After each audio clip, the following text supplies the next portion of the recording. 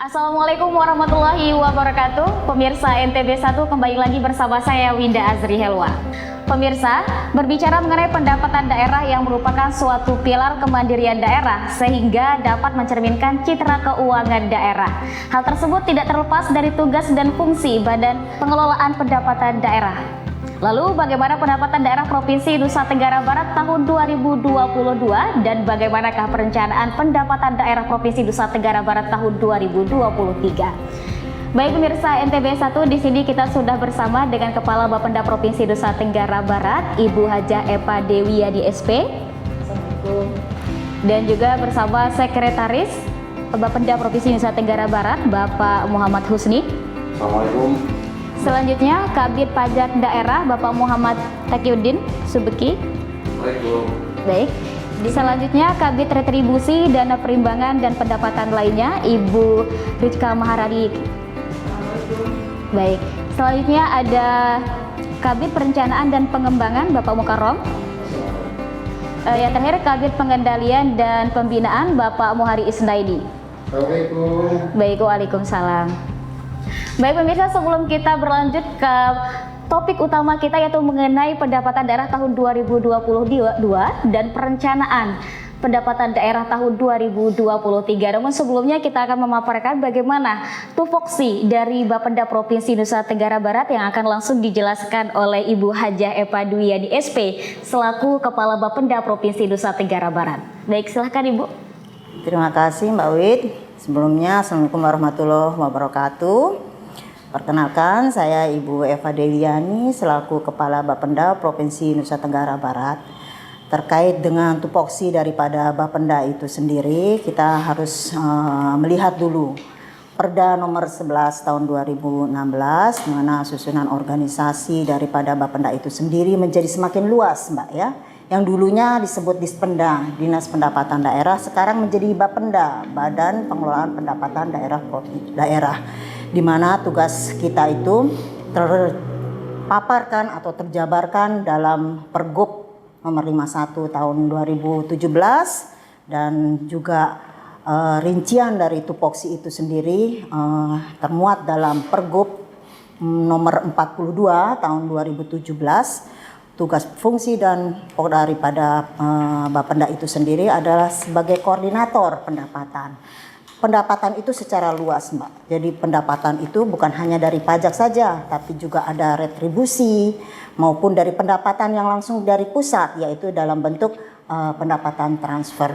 Nah, justru karena itulah kami di sini juga ada membidangi beberapa bidang, termasuk yaitu bidang pajak maupun bidang retribusi yang dulunya juga dana perimbangan ya, tapi sekarang sudah menjadi dana transfer yang di bawah Pak Haji Taki selaku Kabid Pajaknya, kemudian ada Ibu Rika selaku Kabid Retribusi, dana perimbangan dan lain-lain pendapatan. Kemudian juga di sini kami harus ada perencanaan, Mbak Wit ya.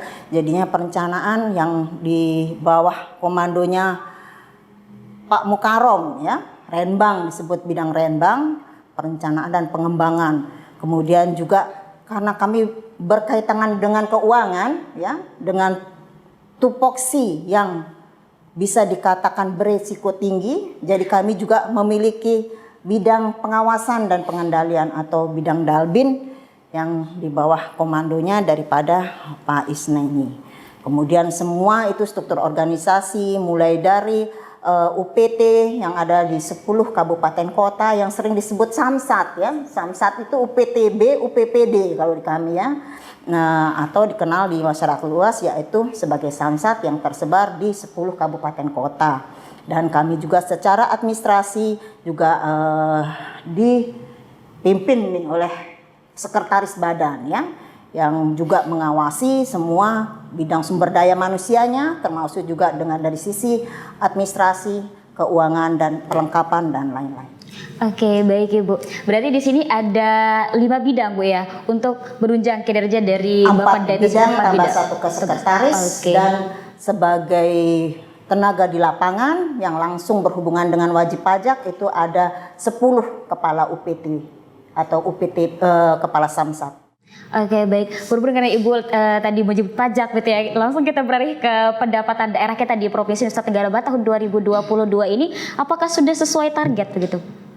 Kalau dari target memang kita sudah rencanakan ya sesuai dengan amanat di tim TAPD sendiri kita menargetkan tahun 2022 ini sebesar 5,6 triliun secara keseluruhan pendapatan termasuk itu dari PAD sendiri maupun dari dana transfer dan lain-lain pendapatan daerah. Ya kalau target memang kita harus optimis, namanya saja kita menentukan target kan. Sekarang realisasi kita sedang ikhtiar berusaha untuk mencapai target itu agar tercapai sesuai dengan yang kita harapkan. Oke, untuk target kedepannya ini kira-kira tinggal berapa Bu untuk dikejar untuk sampai dengan Desember ini begitu? Kalau sampai Desember ini kita sudah di angka 85% ya Pak. Kalau Sekitar 83%-an lah. 85% ya, karena angka bergerak terus Mbak.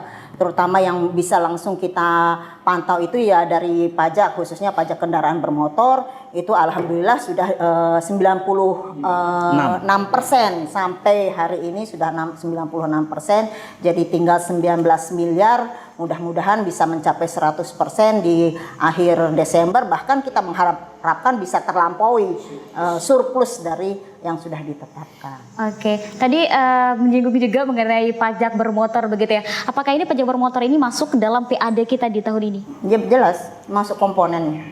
Silakan Pak. Iya, jadi pajak kendaraan bermotor ini juga merupakan komponen PAD. Jadi tadi sudah jelaskan bahwa pendapatan daerah itu sumbernya itu adalah yang pertama ada PAD, kemudian yang kedua itu ada dana transfer, kemudian yang ketiga ada lain-lain pendapatan daerah. Jadi PAD itu hampir dari 5,6 triliun itu PAD-nya itu sekitar 2,7 triliun. Kalau persentasenya itu 48% lebih PAD. Ya. Kemudian PAD ini kan ada 4 sumbernya PAD itu. Pertama itu ada pajak daerah, ya. Kemudian ada retribusi daerah, kemudian ada hasil pengelolaan kekayaan daerah yang dipisahkan, termasuk juga lain-lain PAD yang sah. Itu 4 sumbernya itu PAD itu. Oke, baik untuk PAD dari daerah tadi yang Bapak sebut ya, untuk PKB sendiri dari pajak sendiri itu berapa untuk menyumbang daerah PAD daerah kita begitu? Ya, terima kasih Mbak. Dapat kami sampaikan bahwa sebagaimana yang disampaikan Pak Sekretaris, pajak daerah itu merupakan salah satu komponen dari PAD. Untuk tahun 2022 ini pajak daerah yang ditargetkan sebesar 1,7 sampai dengan triliun. Sampai dengan akhir bulan November kemarin sudah terrealisasi 1,5 sehingga sisanya 1,5 triliun, sehingga kami optimis bahwa pada akhir tahun ini pada 31 Desember akan bisa tercapai seluruhnya Mbak. Oke, seluruhnya itu kira-kira untuk persentasenya berapa nih Pak? Ya, dia 100%, artinya keseluruhan itu dari 1,766 yang ditargetkan di pajak itu akan insya Allah tercapai Mbak. Oke, nah untuk pajak sendiri itu Pak, kira-kira berapa jumlah untuk yang rajin membayar pajak dan yang memang yang nonggaknya begitu? Ya, sebelum ke situ, dapat kami informasikan bahwa pajak daerah itu ada 5 Mbak. Yang pertama adalah pajak kendaraan bermotor atau yang biasa disebut PKB, kemudian biaya balik nama kendaraan bermotor, yang ketiga adalah PBBKB, pajak bahan bakar kendaraan, kemudian ada PAP, pajak air permukaan, dan terakhir adalah pajak rokok. Ada 5 pajak yang merupakan kewenangan provinsi. Ya, salah satunya adalah PKB tadi Mbak. Nah, dari yang tadi Bapak jelaskan ini, untuk penyumbang terbesar dari daerah kita yang mana Pak? Ya, dari 5 jenis pajak ini yang terbesar tentu saja adalah pajak kendaraan bermotor dengan persentase kira-kira 32% dari total. Kemudian dilanjutkan dengan PBBKB sekitar 24%, kemudian BBNKB sekitar 23%, dan pajak rokok sekitar 20-an. Kalau untuk PAP itu sendiri? PAP sangat kecil, dalam hal ini 0,sekian% dari keseluruhan pajak kontribusinya.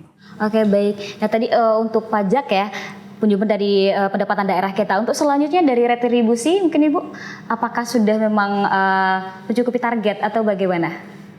Terima kasih Mbak Wid. Terkait dengan retribusi ini memang tidak terlalu besar sebenarnya untuk target yang ini, tapi karena sampai dengan saat ini capaian realisasi kita masih sangat rendah, Mbak. Karena kita kan sebagai pengelola, koordinator untuk terkait dengan OPD pemungut retribusinya. Jadi kita hanya koordinator, yang memungut secara langsung itu adalah OPD-nya.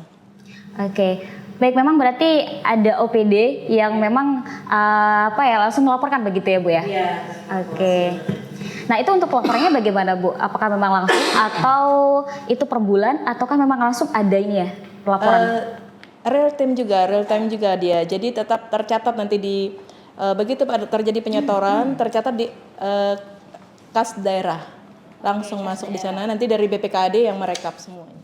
Oke, baik, berarti ada real time begitu laporan ya. Nah terkait dengan itu supaya kita mengetahui begitu ternyata banyak sekali untuk pajak PKB itu sendiri Pak. Apakah itu juga ada di PKB itu sendiri, di pajak maksudnya, untuk pelaporan real time-nya supaya Bapak mengetahui ternyata peningkatan untuk kenaikan PKB itu gitu.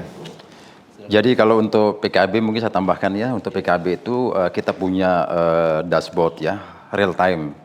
Ya, realisasinya itu sampai bisa kita pantau itu sampai dengan pukul 21.00.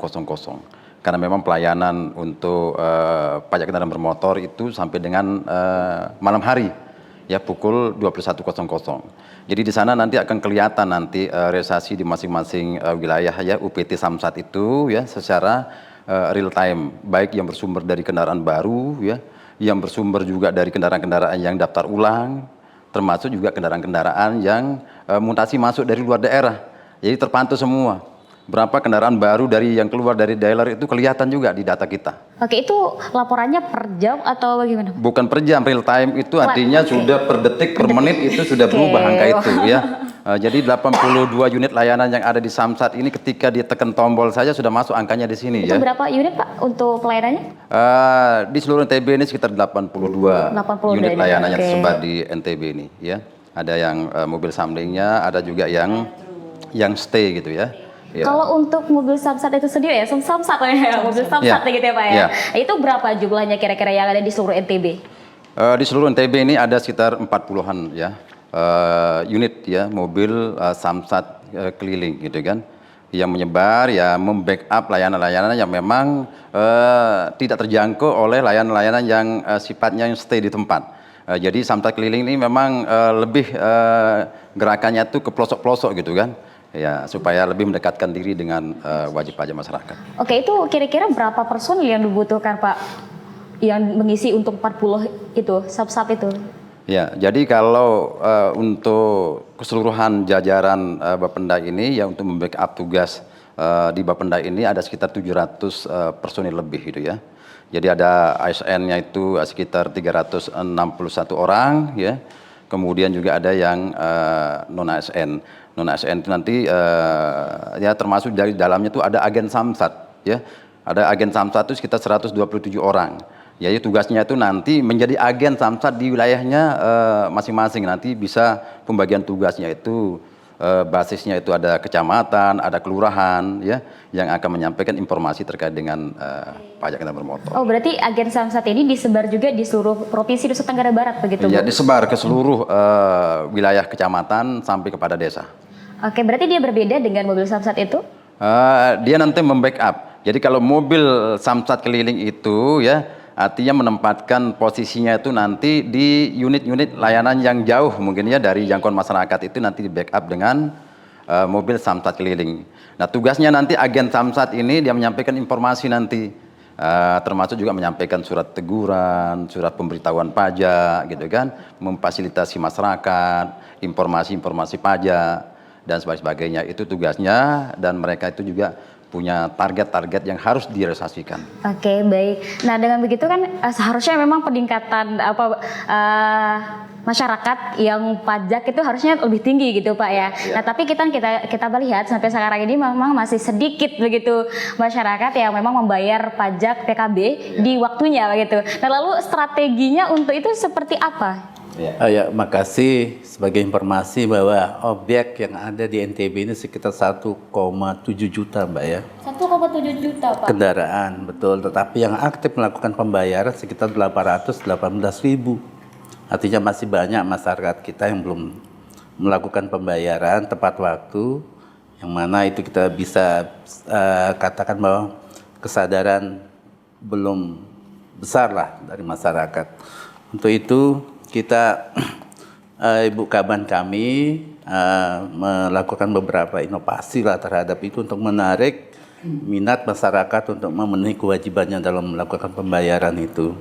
Melalui kebijakan beliau dan Pak Gubernur kita menerbitkan Pergub 97 dan 74 terkait dengan inovasi dalam hal pemberian insentif pajak. Pemberian insentif pajak ini tentu saja berlaku mulai 1 Agustus kemarin, Mbak, dan berakhir pada tanggal 31 Oktober. Kemudian diperpanjang mulai 1 November sampai dengan 31 Desember.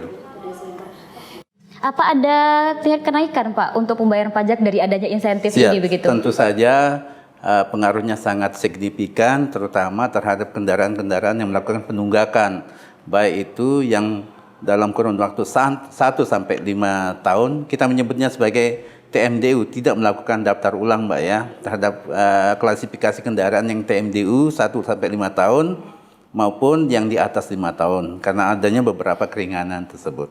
Oke, kira-kira untuk jumlah yang belum membayar pajak ini jumlahnya berapa nih Pak? Yang tadi saya sampaikan sekitar 1,7 dikurangi 818.000. Ya sekitar itu sekitar sekitar 800 ribuan loh, Mbak ya. Oke, itu jumlah kalau dipresentasikan ke uangnya itu berapa itu Pak? Kalau ke uangnya supaya jangan salah. Dari 1,7 itu nilainya sebenarnya Mbak 1,128 T. Berarti masih banyak banget ya? Ya, tapi kadang-kadang kita kan belum tahu persis di lapangan itu apakah yang 1,7 tadi disampaikan itu apakah itu kendaraan itu benar-benar operasional atau tidak. Karena di data kita itu, di database itu kita kan tidak boleh menghapus itu data kendaraan itu karena itu bukan kewenangan kita ya. Akan tetapi yang real operasional itu ya kita belum mendata sampai ke tingkat lapangan itu kan. Ya karena dinamisnya kendaraan bermotor ini kadang-kadang dia masuk dalam potensi Mataram, tidak ada di Mataram ya bisa jadi nanti dia di seberang nanti itu, jadi kita tidak bisa mendeteksi kendaraan bermotor itu di mana keberadaannya. Ya itu tadi, Pak. Kita tambahkan sedikit itu tadi dengan intervensinya Pergub 74 tahun 2022 dan Pergub 97 tahun 2005 mendompleng pendapatan atau meningkatkan realisasi daripada PAD kita. Salah satu contoh bahwa di tahun 2022 ini kalau kita lihat antara Januari sampai dengan Juli itu kita pembayaran pajak itu antara 25 sampai 82%. Nah, ketika dengan intervensinya Pergub 74 dan 97 ini, pembayarannya itu hampir 100%, Pak, untuk sampai dengan November, Desember ini. Oh, November ini, Pak ya. Nah, ini kan masih ada angka yang dikejar begitu Desember ini. Nah, targetnya untuk mengejar itu bagaimana? Apakah ada lagi strateginya? Ya, tentu saja. Ya, izin Pak Ibu Kaban, tetap ada strategi untuk itu. Pertama kita memasifkan sosialisasi. Ternyata masih banyak kalangan masyarakat yang belum mengetahui kebijakan ini, Mbak ya. Sehingga di samping memberikan pelayanan, ya anggota kita juga sekaligus melakukan sosialisasi. Baik, terus kita mendorong juga rekan-rekan yang dari Bapenda ini, baik ASN maupun non-ASN untuk mendorong keluarganya lah paling tidak dan lingkungan sekitarnya untuk mempergunakan kesempatan ini, menyampaikan informasi tentang insentif pajak ini, Mbak. Tetap kita melakukan usaha-usaha untuk itu. Oke, baik, insentif pajak ini dikasihnya apakah setelah membayar pajak atau berupa yang lain begitu, Pak? Baik, Mbak. Kalau terkait dengan insentif ini kita istilahnya 3 in 1 ya, 3 in 1. Jadi ya kalau saya sampaikan ini bahwa yang pertama pembayaran pajak yang telat nih, yang misalnya dia taruhlah pada tanggal sekarang ini dia tidak membayar pajak, tetapi dia besok membayarnya. Nah, kalau dia membayar besok itu, maka dia tidak dikenakan denda. Dia tidak dikenakan denda itu ya. Nah, kalau dia tepat bayar pajaknya itu, maka dia diberikan insentif 5%. Itu 5%. Nah, untuk yang kedua, pembayaran yang misalnya orang bayar pajak ini dari 5 tahun ke atas nih, dari 2017 sampai dengan seterusnya. Nah, dia itu tidak membayar 3 tahun, Pak. Itu dendanya itu tidak dipungut. Itu selama 3 tahun, Pak? Ya, denda itu tidak dipungut. Ya, tidak ditarik dendanya. Bahkan dia diberikan insentif dari pokoknya, misalnya pokoknya ini sekarang dia 10 juta. Pokoknya ini 10 juta, diberikan keringanan dia menjadi 50%. Yang dari 10 juta itu dia akan bayar menjadi 5 juta. Itu di luar yang lain-lainnya, artinya pokoknya saja Bu yang dia kena. Berarti memang ada keringanan Ada gitu ya dari keringanan, insentif ini. ada keringanan. Oke. Iya, iya, 3 in 1. Itu apa ya? Iya, termasuk Ya, juga Bu. Nanti itu yang bahasa dari marketingnya kira-kira begitu ya. Dari 2016 ke bawah, ini 7 tahun ya, tidak terbayar dari 2016 ke bawah 7. Kita hanya mengutip cuma 5 tahun, 2 tahunnya itu bebas. Oke. Ya, 2 tahun bebas dan 5 tahunnya lagi ditambah lagi 50% dari pokoknya itu sama dengan itu. Jadi itu keunggulan dari makanya itu sehingga waktu melaksanakan pembayaran ini banyak sekali yang dulunya yang namanya TMDU tidak melakukan daftar ulang itu ikut untuk melaksanakan daftar ulang. Oke, baik, tapi realitanya kalau kita melihat ada masyarakat misalkan ya, dia telat membayar 1 hari pajak begitu. Nah, tapi dia memikir, saya akan membayar artinya 1 tahun begitu. Nah, jadinya mereka menunda kembali begitu untuk membayar gitu. Nah, itu mungkin juga yang mengakibatkan keterlambatan untuk membayar begitu, Pak. Silakan. Karena memang kan kalau kita berpikir ya Pak ya, realitanya di masyarakat itu kan misalnya telat nih, dia telat 1 hari atau 2 hari, 3 hari, dia berpikir kalau saya akan membayar 1 tahun ke depannya, ya udah nanti saja begitu. Nah itu bagaimana Pak? Padahal sudah ada insentif itu tadi begitu. Ya, artinya terkait dengan sanksi tadi ya. Jadi insentif ini memang diberikan ya menjadi kewenangan gubernur, itu diberikan insidental sifatnya. Ya, ketika ada hari ulang tahun kemerdekaan RI, ketika ada HUT NTB, ketika ada memang kondisi-kondisi COVID dan sebagainya itu. Nah, tapi tadi dicanakan mungkin terkait dengan sanksi denda itu ya. Iya. Kalau dulu sanksi denda itu 1 hari telat itu sama dengan 1 tahun. Tapi sekarang ini sanksinya itu bersifat progresif. Sebulan 2%, 2 bulan 4%, 3 bulan 6% kira-kira seperti itu. Oke, berarti itu tidak berlaku lagi ya Pak aturan yang mana kan kalau 1 hari kita terlambat langsung bayarnya 1 tahun begitu ya. Oke, karena memang kan mindsetnya masih ke sana begitu kan. Jadinya perlu ada sosialisasi gitu terhadap peraturan ini. Nah, lalu bagaimana dengan tanggapan Ibu mengenai strategi dari PKB ini sendiri Bu untuk penaikan PAD kita? Ya, udah beberapa strategi yang dilakukan oleh Bapenda, termasuk salah satunya memberikan kemudahan di samping tadi pemberian insentif kendaraan bermotor, khususnya kita menyasar pada kendaraan-kendaraan bermotor yang sudah lama tidak membayar pajak tepat waktu.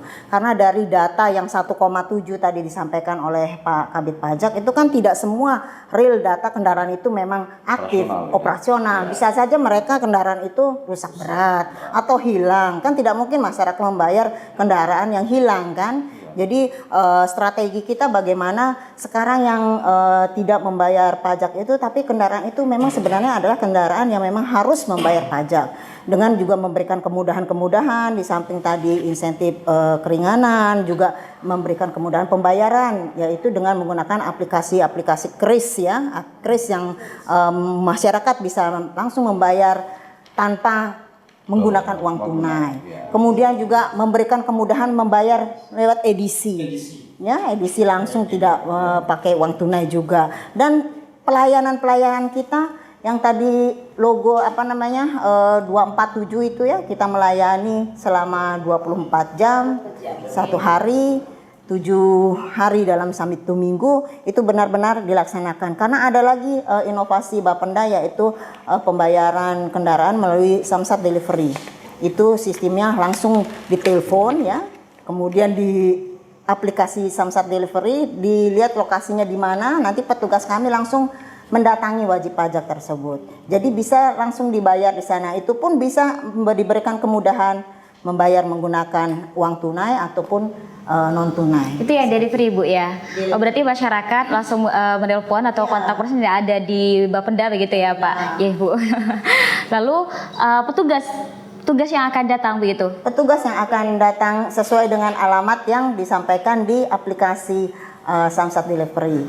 Kebijakan ini sudah mulai sejak kapan, Bu? Sudah untuk delivery ini 2 sendiri? tahun yang lalu sudah kita karena beberapa 2018 ya malah Samsat di launching, tapi sekarang untuk kris itu bulan Juli kemarin sudah di launching juga kebetulan oleh Pak Gubernur langsung yang meluncing pembayaran PKB menggunakan kris. Oke, dari semua kebijakan ini Bu, untuk strateginya, ini yang paling sering itu yang mana? Yang paling sering digunakan masyarakat begitu? Kita aksesnya? termasuk juga memberikan sosialisasi kepada masyarakat, baik itu dari kerjasama dengan kabupaten kota maupun di kecamatan ya, di kecamatan kerjasama juga dengan aparat desa, termasuk juga dengan pemberian sosialisasi sadar pajak kepada anak-anak sekolah ya, dari usia dini mereka harus paham tentang pajak kendaraan bermotor khususnya, juga termasuk juga di kampus-kampus ya, termasuk juga di pondok-pondok pesantren itu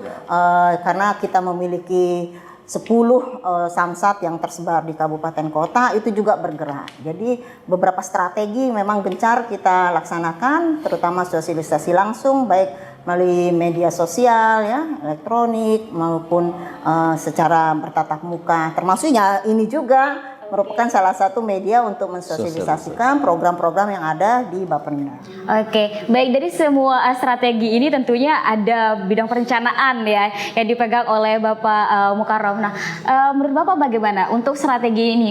Apalagi kan perencanaan ini adalah dapur dari Bapenda begitu Pak ya. Silakan. Terima kasih Pak. Terkait dengan bidang kami di bidang perencanaan dan pengembangan, tadi Mbak mempertanyakan terkait dengan laporan. Memang kalau dilihat di tiap hari itu ada real time yang muncul realisasi PKB BNKB.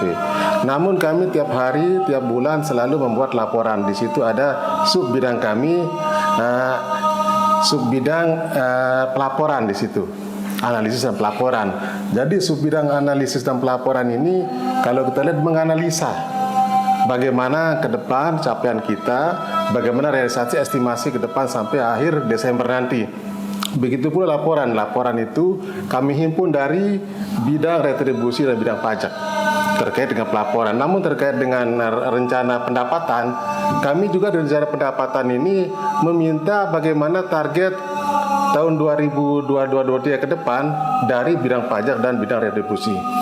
Untuk terkait dengan perencanaan belanja, kami merencanakan belanja di masing-masing UPT, terutama yang di Indo. Kami membagi kue porsi belanja sesuai dengan target dan potensinya ada masing-masing UPT. Kemudian baru kita bagi untuk kegiatan yang mereka lakukan sesuai dengan potensi yang ada. Karena masing-masing UPT berbeda target realisasi masing-masing. Baik Pak, untuk operasional untuk pelayanan ini kira-kira berapa? Kalau kita berbagi kue artinya pagu yang ada kemarin itu 110. Jadi untuk biaya operasional kita siapkan kemarin sisihkan 35 yang terbagi ke semua UPT minimal 2,2 miliar per satu UPT untuk biaya operasional. Di situ ada untuk biaya operasi gabungan, penyampaian SP2T dan samling sampai ke biaya untuk gaji tenaga kontrak yang ada di masing-masing UPT, agen Samsat yang ada di UPT. Nah itu kita bagi kisaran 2,7 yang itu per tahun, per Samsat per tahun. Baik, kita kembali lagi kalau untuk membahas pajak begitu Pak. Nah untuk penyumbang dari terbesar dari pendapatan daerah ini yang mana saja Pak? Dari yang kelima yang tadi ada PKB, BBNKB, PPKB, sama PAP, sama pajak rokok. Ini itu kontribusi yang besar yang mana? Kontribusi terbesar tentu saja dari kendaraan bermotor pajak, kendaraan bermotor dan PBBKB atau BBNKB, biar balik namanya. Itu sekitar menyumbang sekitar 1 T, hampir 1 T dari 1, ya itu semua tentu saja diperoleh di layanan Samsat. Kemudian untuk yang lainnya itu ya sisanya Mbak, sekitar 700 jutaan tadi. Miliar. Berapa? 700 M. Oke. Ya. Nah itu sisanya berarti masuk dari PBBKB itu juga Pak? Iya, PBBKB, pajak rokok dan pajak air permukaan. PAP. Nah, kalau di sini untuk dana transfer kita untuk saat ini kira-kira sudah mencapai berapa? Untuk dana transfer sampai dengan realisasi sampai dengan hari ini itu transfer pusat sampai dengan sekarang sekitar 2,687 triliun. Jadi sebesar 92,98%. Oke, itu berarti dari pusat ya Bu ya. Nah, itu dari mana saja untuk transfernya bentuknya begitu? Apakah dari cukai atau apa begitu?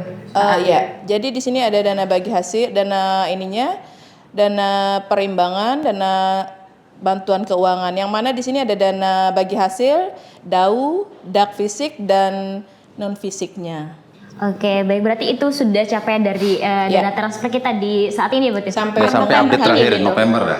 Oke. Sampai per hari ini, Pak. Per hari ini. Per hari ini. Oke. Desember.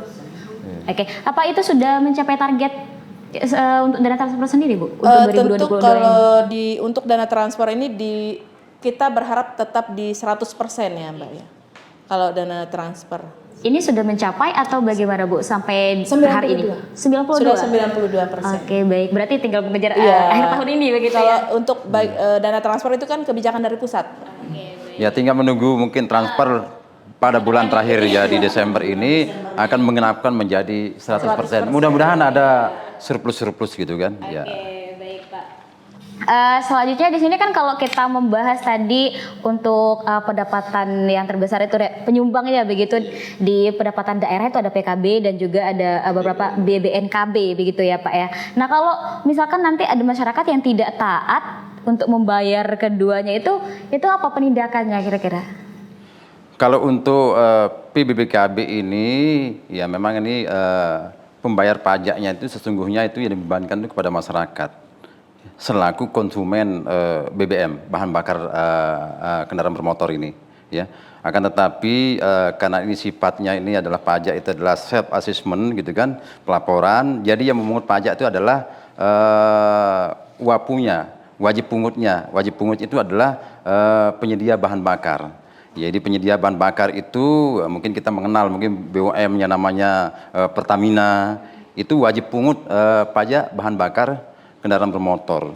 Dan juga ada beberapa penyedia bahan bakar itu masuk ke NTB itu sebagai pemungut ya pajak bahan bakar kendaraan bermotor. Iya, sementara untuk PKB dan BBN tadi, maksudnya PKB apabila ada masyarakat yang kurang patuh, ya kita melakukan OPGAP, Pak, operasi gabungan terhadap untuk menjaring untuk masyarakat yang belum membayar tadi. Oke, selain OPGAP, apalagi untuk penindakannya, apakah ada begitu? Karena memang kalau kita lihat kan pendapatan terbesar penyumbangnya begitu ya, ada dari PKB sama dari beberapa yang lain dari PAD itu begitu. Nah, ini apalagi Pak, selain OPGAP tadi itu? Karena kan memang seperti tadi ini penyumbang terbesar begitu dari pendapatan daerah kita. Ya, yang tadi terkait dengan kontribusi terbesar itu kan untuk pajak daerah itu adalah dari PKB dan BBNKB. Nah, jadi untuk PKB ya ada saja ini penunggak pajaknya itu kan. Nah, terhadap penunggak pajak ini ya tentu akan kita lakukan pemberian sanksi-sanksi. Artinya kita lakukan penegakan hukum. Ya penegakan hukumnya itu ya artinya pertama dari kita memberikan teguran dulu gitu kan.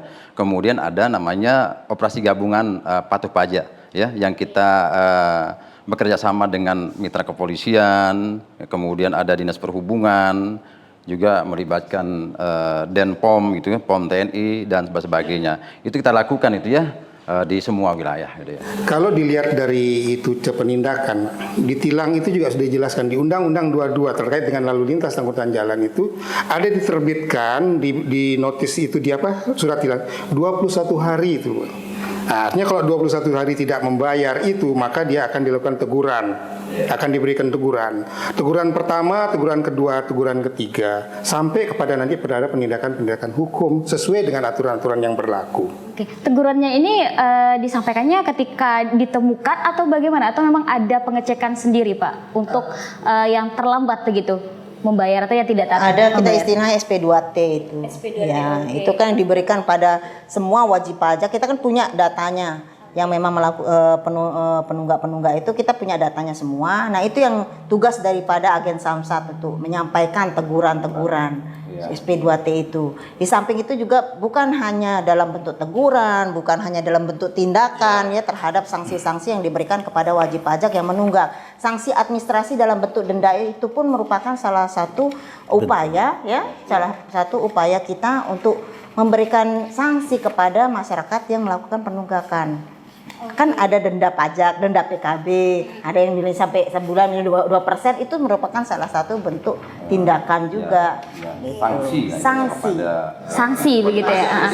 Oke. Kan di sini juga tadi ada Opgap juga ya, dan ada beberapa kerjasama juga. Nah, untuk kita melihat kan kalau di realita itu ada isu-isu lah kita bilang kalau memang ada pungli dari pajak ini sendiri, pajak PKB dan sebagainya. Itu bagaimana Kak? Apakah ada strateginya untuk menghadapi itu atau bagaimana? Karena kan kalau di masyarakat kita itu berkembang sekali begitu, kasus yang seperti itu. Oleh karena itu ya kadang-kadang kerap sekali ya kita mendengar itu kata-kata pungli itu ya. Ya, oleh sebab itu disinilah peran kita selaku pelayan publik ya, pelayan masyarakat itu untuk memberikan edukasi ya kepada masyarakat ya, bahwa pelayanan publik ini sesungguhnya sudah mudah.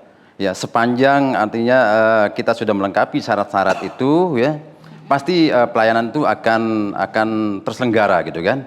Nah, itu oleh sebab itu masyarakat ya kita harapkan itu tidak usahlah menggunakan perantara-perantara dan sebagainya. Karena pelayanan kita sesungguhnya sudah mudah gitu kan.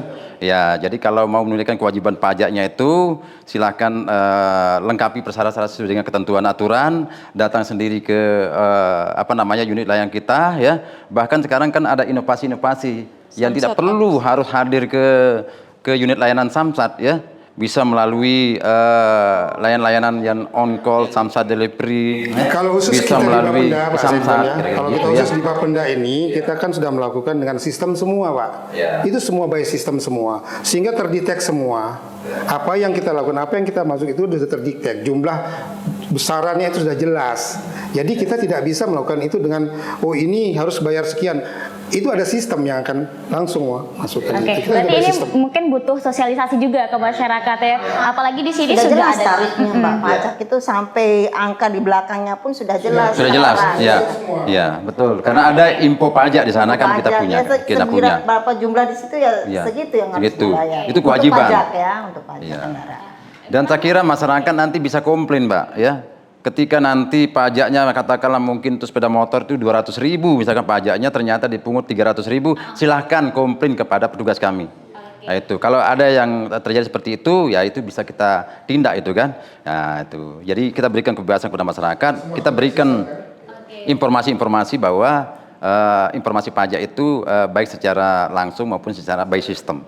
Ya, itu saya tambahkan izin, itu mungkin tujuan juga penggunaan e-money yang tadi itu Mbak, untuk mengurangi interaksi langsung antara yang melakukan pembayaran kan. Ya saya tambahkan juga di HP kita sekarang sudah ada aplikasi untuk itu, ada delivery ya, tinggal diinstal. Mungkin menghubungi kami lewat aplikasi yang sementara ini hanya ada di Android Bu ya. Itu mungkin bisa mempermudah dan menghindari apa yang kita khawatirkan selama ini terkait dengan adanya pungli itu, Mbak. Oke, terkait dengan aplikasinya ini Samsat Apps ya Pak ya? Oke, Samsat, ya.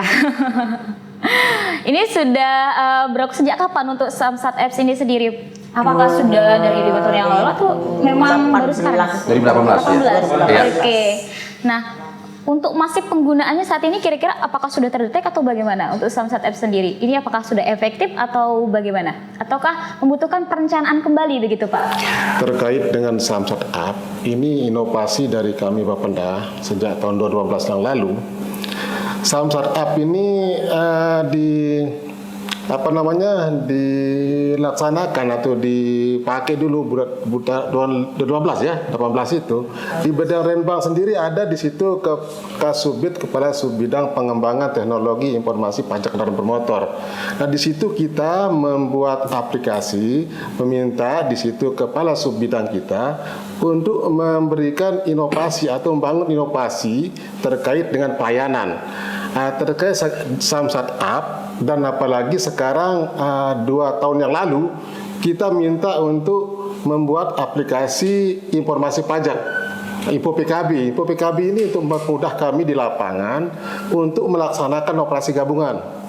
Artinya di lapangan kita tidak sembarangan menyetop kendaraan. Nah, dengan Samsat informasi PKB, dengan aplikasi Info PKB, kita dari jauh-jauh sekitar 150 meter bisa kita mengecek kendaraan itu mati pajak atau tidak, dan itu yang di-stop. Nah, ini untuk kami di bidang Renbang, untuk membuat inovasi terkait dengan aplikasi yang ada. Nah, ini pun ternyata dipakai untuk wajib pajak, untuk melihat berapa PKB yang harus bayar. Ternyata wajib pajak itu lebih dulu tahu. Setelah kemarin saya cek di Info PKB, sekian pajak kendaraan saya. Katanya itu yang tidak bisa dilebih-lebihkan kalau kita berbicara masalah pungli atau kelebihan pungut di situ. Karena wajib pajak sudah mengetahui, wajib pajak sudah paham semua. Karena mereka punya HP Android yang bisa mengecek berapa dia harus bayar. Nah, dengan kemudahan itu wajib pajak tidak akan pernah merasa bahwa dilebihkan atau apa, karena sudah jelas berapa dia bayar, angka lebih di belakang pun dia tahu. Nah, itulah kemudahan dari aplikasi yang kami bangun di situ untuk informasi terkait dengan berapa wajib pajak bayar PKB. Oleh karena itu kecil kemungkinan untuk bisa melebihkan pembayaran. Lebih-lebih dengan pembayaran melalui non tunai, mereka cukup dia scan barcode, dia ketik berapa yang harus dia bayar, dia kirim, itu tidak akan bisa membuat pembayaran lebih dari apa yang tertera di situ. Pada prinsipnya inovasi ini kan aplikasi-aplikasi untuk mempermudah masyarakat. Tentunya untuk mempermudah ini masih banyak lah yang harus kita juga lakukan. Belum tentu semuanya kan, masih fresh kita sekian persen lah untuk melaksanakan bagaimana mempermudah masyarakat. Tetapi tetap bahwa aplikasi ini untuk mempermudah layanan kita, untuk memberikan pelayanan kepada masyarakat, itu sejatinya. Kita soalnya sudah semua by system, Mbak, ya. Jadinya termasuk yang Samsat Apps itu masyarakat sudah tahu ada nomor WhatsApp ya, 081 138 00 0300. Itu Samsat Apps. Seperti biasa sekarang WhatsApp itu sudah menjadi kebutuhan. Kemudian di website kita juga ada ya, websitenya bisa langsung info PKB di sana. Juga ada call center kita, nomornya 1.500 186. Ya, 186. Jadi wajib pajak bisa menghubungi itu, dan kita pun sebagai petugas menghubungi wajib-wajib pajak. Itu rutin, itu ada petugasnya memang khusus yang menghubungi wajib-wajib pajak. Oh, berarti ini call centernya juga sudah tersedia begitu. Oke, berarti ini tidak ada lagi begitu biaya administrasi dan sebagainya begitu yang perlu dibayarkan. Jadinya masyarakat tidak perlu takut lagi gitu ya. Ya, jadi informasi tadi dari Samsat App itu hitungan detik, bukan menit itu kan. Jadi boleh dicoba gitu kan, nanti kalau mau cari info pajak terkait dengan nopol-nopol kendaraan, ya saya kira nanti Mbak punya kendaraan, pastikan nanti begitu kirim itu nopolnya itu ternyata Mbak nanti nunggak pajak, nanti kena sama operasi gabungan kami nanti gitu kan. Hati-hati, itu hitungan detik gitu. Ya hati-hati ya. Nah, untuk pengunduhan Samsat Apps ini sendiri bagaimana Pak? Silakan. Untuk pengunduhannya supaya tinggal ada nomor yang tadi saya sebut kayak WA itu. WA 0811. Oke. Yang maksud saya yang ada di aplikasi tadi adalah Samsat Delivery, Mbak. Itu yang ada di Samsat Delivery yang ada di kalau yang aplikasi ya Samsat Delivery tinggal itu yang ada di Play Store. Android Play Store. Berarti ini di App Store gitu ya, Pak ya. Langsung diunduh sama masyarakat. Langsung bisa langsung login begitu Pak ya. Itu loginnya untuk pakai PKB atau bagaimana? Nomor kendaraan atau bagaimana Pak? Enggak, login seperti aplikasi biasa, iya, karena sistem. Berarti tinggal untuk mengeceknya itu langsung masukin nomor kendaraan begitu. Siapapun bisa masuk dalam aplikasi tersebut. Oke, berarti langsung setelah nomor kendaraan masuk gitu, muncul semua gitu Pak untuk pembayaran yang harus memang dia bayar pajak gitu. Iya, nilai pajaknya sudah muncul. Ketik aja nomor DR berapa, tinggal ditekan langsung. Mungkin untuk Mbak Wit pengen mencoba, misalnya nomor kendaraan. Nomor kendaraannya misalnya berapa? Oke, nomor untuk Samsat App ya. Jadi berapa nomor kendaraan yang akan di ini, yang di misalnya kendaraannya Mbak Widi. Berapa? Info kita akan ketik info PKB. Gini Mbak. Boleh. Iya. Nah, ini dulu harus dilihat Samsat Apps ya. Ini aplikasi ada kodenya. Kita itu identik Bapenda ini, ada gambar rusanya. Di WhatsApp. WA Samsat App ini WA ya. Nah, ini nomornya tinggal masuk kayak nomor telepon biasa Mbak, dengan telepon-telepon yang tapi kita punya nomor sendiri 0811 38 000 300. Oh, coba saya aplikasikan ya. Silakan mencoba. Oke, saya akan coba ya. Saya akan coba misalkan ini kendaraan ini nopol ya. Nopol berapa ini? Ya, saya coba dulu. DR 15. Mohon maaf. DR 1655 BA. Ya. Saya kirim. Ya, hitungan detik ya. Ya, belum 1 menit ini. Belum 1 menit. Ya, kita lihat apakah ini kendaraan ini dia mati pajak atau dia sudah lunas pajak atau apa? Ya, sudah keluar langsung.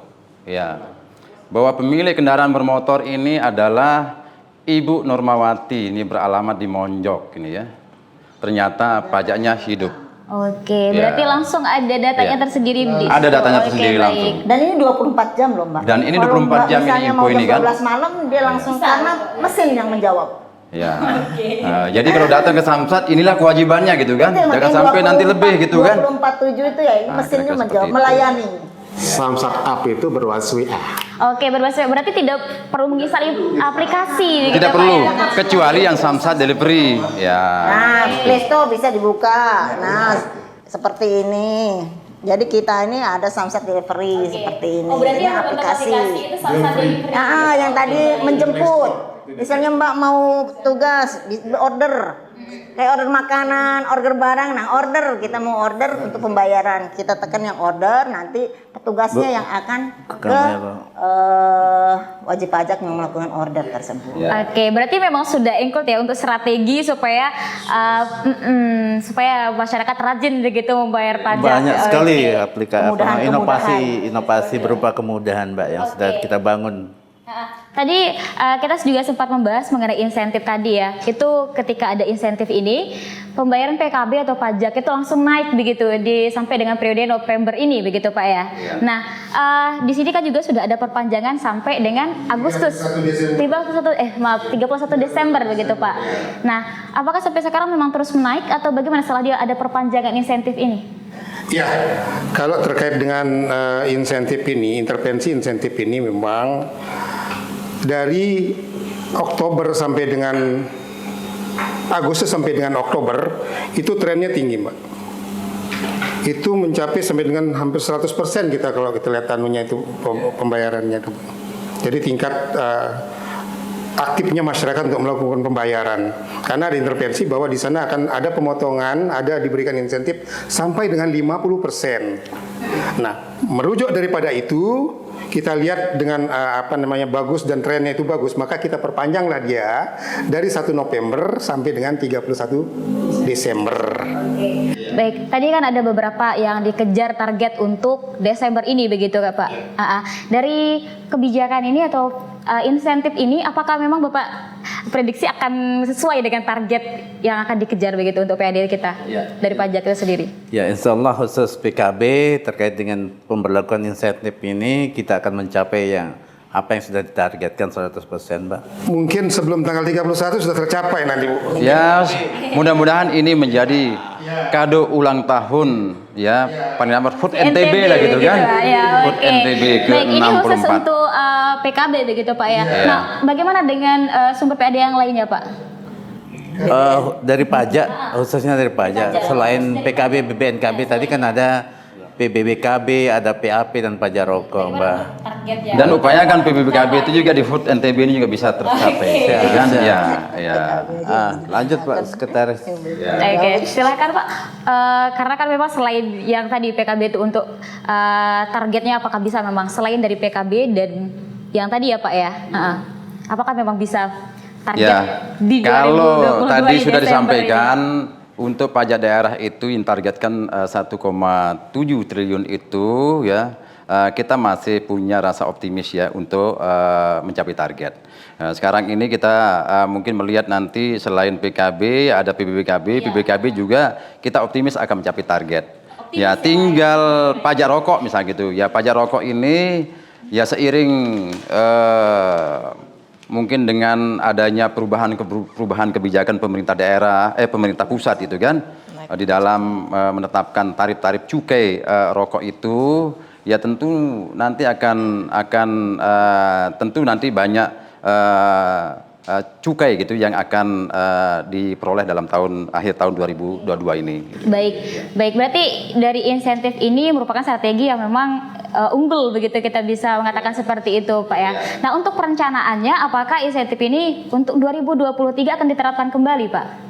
Dari awal ya begitu, kebijakannya begitu. Kebijakannya kalau insentif itu tidak perlu kita jor-joran lah ya, memanjakan masyarakat. Tidak menjadi kewajiban harus diberlakukan setiap tahun. Itu memang strategi untuk apabila kita melihat peluang-peluang untuk meningkatkan PAD itu sedang melemah, kita keluarkan jurus seperti itu Mbak. Nah, kalau nanti misalnya dalam posisi stabil, apalagi keadaan pertumbuhan ekonomi sudah membaik, sudah bagus ya, masyarakat sudah menjadi kebutuhan untuk membayar pajak. Kalau sekarang mungkin masih ada kebutuhan-kebutuhan lain, jadi mereka terdampak dari ekonomi yang terpuruk ini, jadi kita memberikan strategi seperti itu. Jadi kalau tahun depan belum tentu, kalau apalagi dengan adanya pertumbuhan ekonomi mulai membaik, belum tentu kita memberikan insentif untuk keringanan. Karena kan kita harus yang tahun ini 50% loh Mbak, kita memberikan diskon sampai 50% diskon yang harusnya kita dapat dari dan manfaatkan peluang sampai dengan 31 Desember karena tahun depan belum tentu.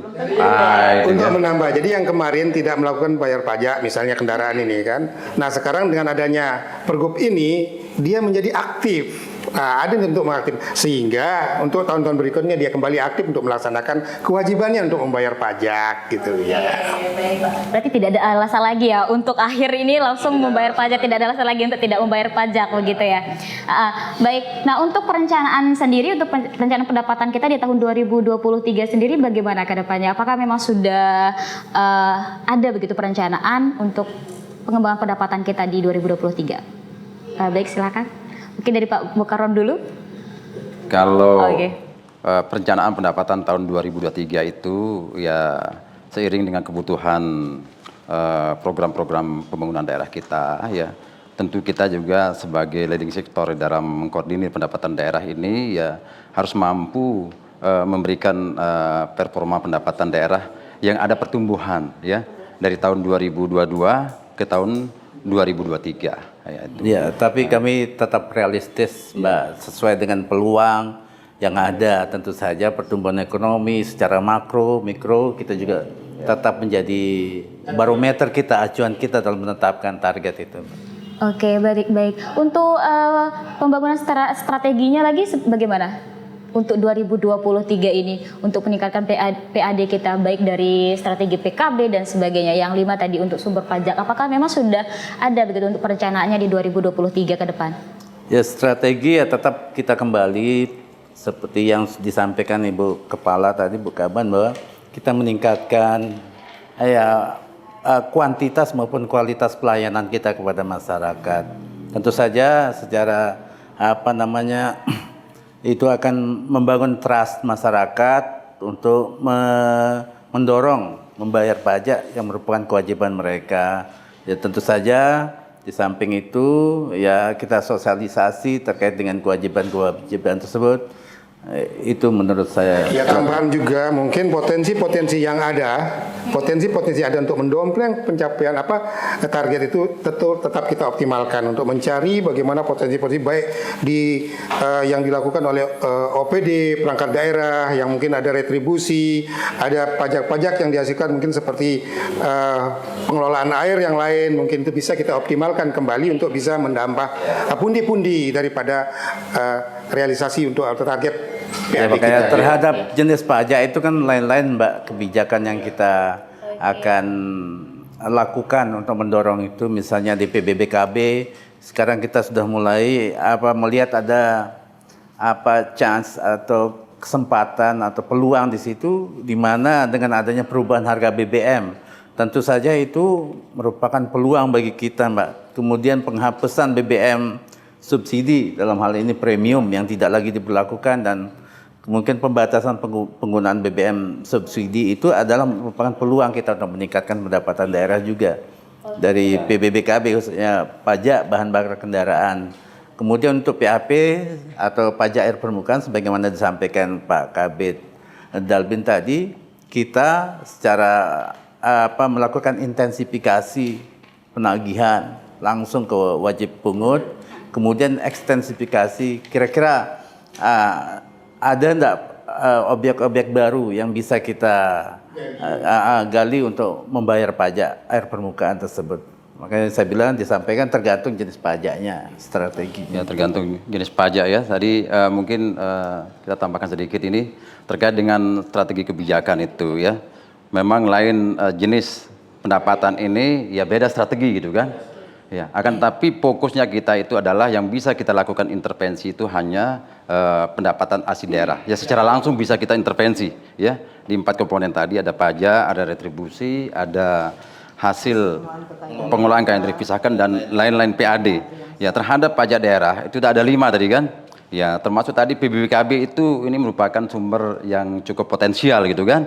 Ya jadi bukan hanya kita berdiam diri saja nih Bapenda ini terhadap PBBKB, karena penyedia bahan bakar itu bukan hanya Pertamina. Akan tapi ada penyedia-penyedia yang lain, itu kalau salah sekitar 7 penyedia yang masuk ke NTB ini. Nah, bagaimana kita bisa mendeteksi ini penyedia-penyedia ini? Tidak bisa kita sendiri ya, karena operasionalnya kadang-kadang ini kapal ini di laut itu ya, tidak mungkin kita akan bisa mendeteksi itu. Oleh sebab itu penting kita lakukan koordinasi, komunikasi dengan ya satu lembaga gitu kan, atau badan yang punya kewenangan terhadap ya hilir mudiknya ini BBM di wilayah NTB khususnya gitu kan. Jadi kalau sudah kita koordinasi ya tinggal kita cari di mana alamatnya penyedia-penyedia itu.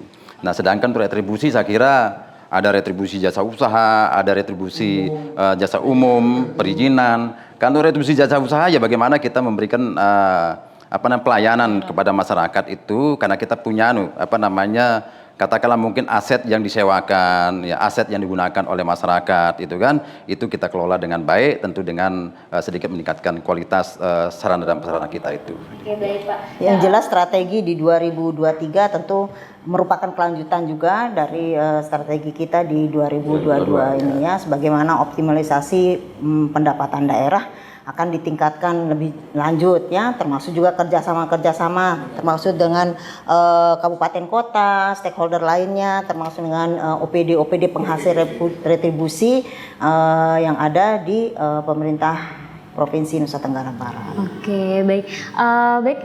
Berarti ke Pak Mukarram untuk menambahkan begitu bagaimana selaku untuk menangani begitu perencanaan dan juga pengembangan dari Bapeda sendiri, Pak. Terkait dengan realisasi tahun ini, yang untuk tahun depan banyak strategi yang Bu Kaban sampaikan tadi itu. Mudah-mudahan dengan di bidang kami, di situ ada pengembangan IT, dengan berkembangnya IT di kami, dengan ada inovasi-inovasi baru, mudah-mudahan ke depan pendapatan kita lebih baik, terutama terkait dengan validasi data. Validasi data ini yang selama ini kami lakukan maksimal, artinya untuk bisa memaksimalkan target kita dan yang ada di masing-masing OPT sesuai dengan potensi yang ada bisa tergali. Artinya kendaraan ini kan kita tidak tahu di mana rimbanya, kecuali kalau objeknya di tempat atau tidak jalan tidak mobile bisa kita cepat cari. Tapi kalau kendaraan ini kan mobile-nya terlalu cepat. Sekarang kendaraan ini ada di sini, bisa jadi besok di Mima. Tapi kalau tidak kita maksimalkan validasi data, ini kendaraan ini tidak akan pernah diketemukan lagi. Oleh karena itu kami di Renbang di bidang IT selalu maksimalkan validasi data untuk bisa menegur melalui SMS atau nelpon melalui call center. Nah itu yang kita maksimalkan ke depan dengan target kita yang tahun 2023 ini semakin besar. Nah, mudah-mudahan semua bisa kita capai. Kita banyak berinovasi dengan pembayaran melalui non tunai. Yang tunai pun bisa lebih sedikit karena tidak semua orang bisa membayar dengan tunai, dengan non tunai. Oke, baik. Ibu Kabak, untuk strategi kebijakan inovatif tahun 2023 ini bagaimana? Tadi sudah saya sampaikan. Untuk melanjutkan. Melanjutkan 2022 ini, kita harus memastikan di 2023 itu bahwa inovasi yang kita lakukan itu bisa berkelanjutan, berkembang. Artinya ada dampaknya. Misalnya kita mentargetkan untuk pembayaran samsat delivery dengan menggunakan kris ya, pembayaran dengan kris. Jangan sampai inovasi tersebut menjadi hanya stagnan, tidak ada realisasinya gitu ya. Termasuk juga samsat yang lain, inovasi-inovasi yang lain. Kita harapkan termasuk juga bagaimana masyarakat dengan adanya aplikasi itu menjadi lebih mudah dan kesadaran masyarakat akan lebih tinggi lagi dalam membayar kewajibannya untuk membayar pajak kendaraan bermotor. Juga termasuk aplikasi-aplikasi lain yang kita kembangkan, yaitu yang sedang kita kembangkan sekarang itu EPBBKB ya. EPBBKB itu on the process ya, mudah-mudahan akan memudahkan juga ya, memudahkan untuk pelaporan, termasuk pelaporan dari wajib pungut yang ada di Provinsi Nusa Tenggara Barat. Mudah-mudahan itu kelanjutan di 2003 bisa lebih aplikatif lagi. Oke, memang berbasis IT berikutnya untuk 2020. Oke. Mungkin yang terakhir closing statement dari semua bidang ya. Mungkin yang pertama dari Bapak terlebih dahulu. Closing statement. Baik, terima kasih. Terkait dengan apa yang kita paparkan, apa yang kita sampaikan ini, mudah-mudahan masyarakat juga bisa memantau, bisa mendapatkan satu gambaran bahwa bagaimana sih tugas pokok dan fungsi Bapenda secara utuh untuk kepada masyarakat, agar masyarakat itu bisa atau mampu diberikan kemudahan untuk melakukan pembayaran pajaknya. Mungkin itu yang dari saya. Terima kasih. Oke, silakan Pak Bokaram. Dengan kami memberikan layanan melalui non tunai dan sistem IT yang sangat bagus, mudah-mudahan masyarakat lebih mudah untuk membayar pajak kendaraan bermotor dan tidak ada kelebihan pembayaran terkait dengan apa yang ada di notis dan apa yang dibayarkan wajib pajak. Oke, silakan Ibu Rika, mungkin ada yang mau disampaikan. Ya, terima kasih. Mungkin terkait kita secara global saja Bu ya, terkait dengan ini. Dengan dimudahkannya, dengan banyaknya aplikasi yang ada di Bapenda, tentu memudahkan para wajib pajak untuk membayarkan kendaraan. Jadi tidak ada alasan lagi untuk wajib pajak untuk tidak membayarkan pajak kendaraannya tepat waktu. Dari kami, dari bidang pajak, closing statement-nya adalah mendorong masyarakat untuk mempergunakan kesempatan adanya kebijakan insentif pajak yang akan berakhir 31 Desember ini. Kita berharap masyarakat segera menyelesaikan kewajiban, memanfaatkan momen ini karena belum tentu tahun depan ada gitu kan Bu. Terima kasih. Oke, baik, silakan Pak Husni. Kami ya selaku support logistik ya di sekretariat itu yang memastikan bahwa SDM kita yang tersebar di seluruh jajaran Bapenda ini ya artinya memenuhi kompetensi ya di dalam katakan mungkin pelayanan pajak, termasuk juga mungkin mengkoordinir pendapatan lainnya. Juga memastikan sarana dan prasarana kita itu tersedia dalam kondisi baik gitu kan, baik itu mobil samling, kemudian termasuk juga sarana-sarana lain ya, ada komputernya, ada printernya, ada kebutuhan jaringan dan sebagainya, itu kami memastikan itu terjaga dengan baik gitu ya. Oke, baik, silakan Ibu. Saya mungkin merangkum semuanya Mbak ya, karena kembali lagi Bapenda itu selaku koordinator pendapatan ya, secara keseluruhan pendapatan itu digunakan untuk membiayai semua pembangunan ya. Belanja-belanja yang ada di Provinsi Nusa Tenggara Barat sangat tergantung sekali daripada besarnya pendapatan yang bisa kami kumpulkan. Jadi termasuk juga aparatnya kita siapkan, termasuk juga bagaimana masyarakat kita itu, masyarakat NTB khususnya juga siap ya, bagaimana ikut peran dalam pembangunan, salah satunya yaitu dengan membayar pajak tepat waktu, ya, kewajibannya juga dipenuhi, ya, dan itu tentunya akan mendorong percepatan atau kelancaran dari pembangunan di Provinsi Nusa Tenggara Barat dan di NTB Gemilang. Ya, karena pajak itu adalah dari masyarakat akan kembali juga kepada masyarakat. Ya. Oke, baik. Terima kasih Ibu Bapak atas waktunya juga. Baik pemirsa NTB 1, itulah pembahasan kita mengenai pendapatan daerah Provinsi Nusa Tenggara Barat. Dan kini Bapenda Provinsi Nusa Tenggara Barat terus melakukan inovasi untuk meningkatkan PAD tahun 2023. Sekian, saya Winda Azri Helwa. Mohon undur diri. Wassalamualaikum warahmatullahi wabarakatuh.